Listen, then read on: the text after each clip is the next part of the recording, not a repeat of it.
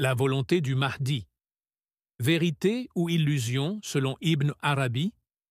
Dans ses écrits, le célèbre soufi Cheikh Muhyiddin Ibn Arabi évoque la volonté du Mahdi et affirme qu'un jour, il réalisera que sa volonté était juste et qu'elle peut se concrétiser. Ibn Arabi insiste sur le fait que, bien que cette volonté puisse sembler interrompue pendant une longue période, elle finira par se réaliser, confirmant ainsi sa véracité. Dans ce contexte, Ibn Arabi utilise l'expression « il est devenu un barzakh solitaire », indiquant que le Mahdi vivra dans un état d'isolement, où ses actions et sa pensée seront uniques. Il développera des idées novatrices, distinctes de celles de son époque, notamment en période de fitna, grandes épreuves, et face à l'antéchrist, Dajjal. La pensée unique du Mahdi ibn Arabi affirme que le Mahdi pensera comme les prophètes et les saints, malgré un environnement corrompu et rempli d'épreuves.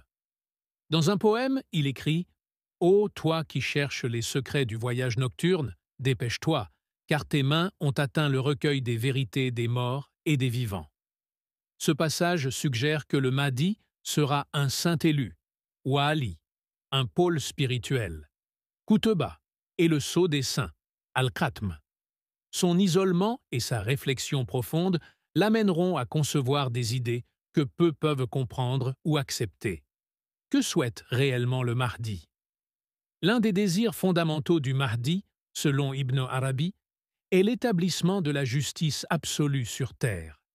Il cherche à éradiquer l'injustice, la pauvreté et la misère, et à propager l'amour, la paix et la foi véritable en Allah. Cependant, cette aspiration est perçue comme irréaliste par la majorité des gens. Même les religieux de différentes confessions pourraient répondre qu'un monde de justice parfaite est impossible, car l'humanité est naturellement diverse et imparfaite. Pourtant, Ibn Arabi affirme que le Mahdi insistera sur cette vision, avec une foi inébranlable, convaincu qu'Allah réalisera ses vœux. L'authentification divine de la volonté du Mahdi ibn Arabi conclut qu'Allah validera cette volonté en la transformant en réalité. Il précise que le Mahdi est sincère sans limite, doté d'un cœur pur, entièrement dévoué à Allah et désintéressé des ambitions personnelles. Cette sincérité est la raison pour laquelle Allah réalisera ses aspirations, en réponse à son dévouement absolu. En somme, Ibn Arabi ne considère pas la volonté du Mahdi comme une illusion ou un rêve impossible, mais plutôt comme une réalité différée, qui se manifestera grâce à sa foi, son isolement et son engagement sincère envers Allah.